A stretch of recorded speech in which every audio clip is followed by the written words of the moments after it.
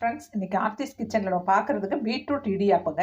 அதுக்கு ஒரு கப்பு மாவு எடுத்து வச்சுருக்கேங்க. அதை அப்படியே போட்டுக்கலாங்க. இது வந்து இடியாப்ப மாவுங்க. பச்சரிசி நம்ம வீட்லேயே ரெடி பண்ணதுங்க. இதில் அப்படியே பீட்ரூட் ஒரு கப்பு அரைச்சி வச்சுருக்கேங்க. அதை அப்படியே போட்டுக்கலாங்க. உப்பு போட்டுக்கலாங்க. இதில் அப்படியே ஆயில் ஒரு ஸ்பூன் ஊற்றிக்கலாங்க. ஊற்றிட்டு நல்லா கலக்கி விடலாங்க.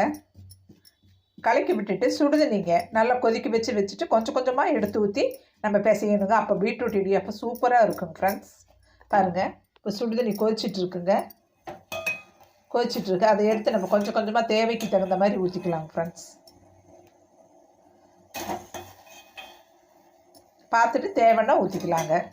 நல்லா கொதிக்க வச்சு தான் ஊற்றணுங்க ஃப்ரெண்ட்ஸ். அப்போ தான் இடியாப்பம் சூப்பராக வருங்க.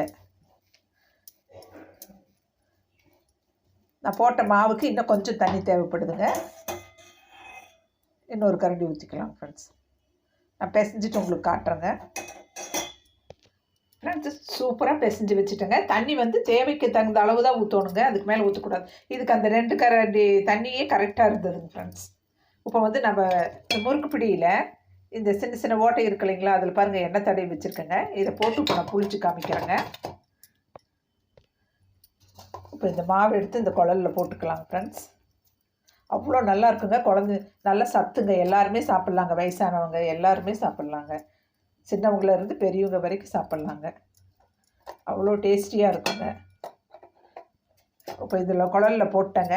இதை வச்சுட்டு இப்போ நான் புளிஞ்சு காட்டுறேங்க. இட்லி பானை வச்சு நான் தண்ணி வச்சு துணி போட்டு வச்சுருக்கேங்க. இப்போ நான் புளிஞ்சிட்டு காட்டுறேங்க. அதை ஃப்ரெண்ட்ஸ் சூப்பராக இடியாப்பம் புளிஞ்சு வச்சுட்டேங்க. இப்போ இது நல்லா வேகட்டுங்க. ஒரு 5 நிமிஷம் நல்லா ஆவியில் வெந்துடுச்சுனாக்கா சூப்பராக இருக்கும் ஃப்ரெண்ட்ஸ். பாருங்கள் எவ்வளோ நல்லா இருக்குது பாருங்கள். இது ஊட்டி பீட்ரூட்டுங்க. ஊட்டி பீட்ரூட்னால நல்லா கலருங்க நம்மளுக்கு. நான் அப்படியே மூடி வச்சிட்றேங்க. இது நல்லா வேகட்டுங்க. ஒரு 5 நிமிஷம் வெந்தது நம்ம எப்படி இருக்குதுன்னு பார்க்கலாங்க ஃப்ரெண்ட்ஸ்.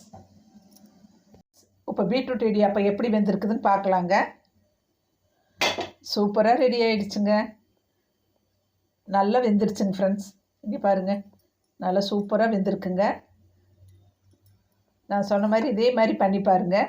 பீட்ரூட்டை நல்லா மிக்சியில் அடிச்சுக்கோங்க. ஒரு கப்பு இடியாப்பம் மாவுங்க, கொஞ்சம் உப்பு, சால்ட்டு, எண்ணெய் 2 ஸ்பூனுங்க போட்டு அந்த மாவில் சுடுதண்ணி ஊற்றி நல்லா கலக்கி கரெக்டாக கொஞ்சம் கொஞ்சமாக தண்ணி ஊற்றிக்கோங்க. அந்த பக்குவம் வர வரைக்கும் ஊற்றிக்கோங்க. சரிங்களா?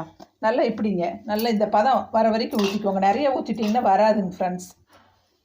அப்புறம் இடியாப்ப குழலில் போட்டு நம்ம புளிஞ்சு எடுத்துக்கலாங்க. இப்போ என்ன பண்ணலாங்க, இதுக்கு மேலே நம்ம கொஞ்சம் தேங்காய் பூ போட்டுக்கலாங்க. தேங்காய் பால் ஊற்றி சாப்பிட்றதுனால சாப்பிட்லாங்க ஃப்ரெண்ட்ஸ்.